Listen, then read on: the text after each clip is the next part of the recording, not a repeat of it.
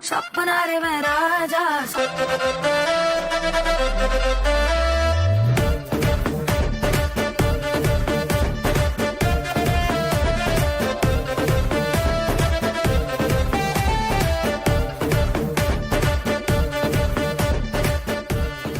சின்ன மருமகள் சீரியலோட ரீசெண்ட் எபிசோட்ல கொடைக்கானல் மலர் கண்காட்சியை திறந்து வைக்கிறதுக்காக ராஜாங்கமும் அவங்களுடைய ஃபேமிலியும் கொடைக்கானலுக்கு கிளம்பி போக அங்க கலெக்டர் இவங்களை வெல்கம் பண்ணியிருந்தாரு.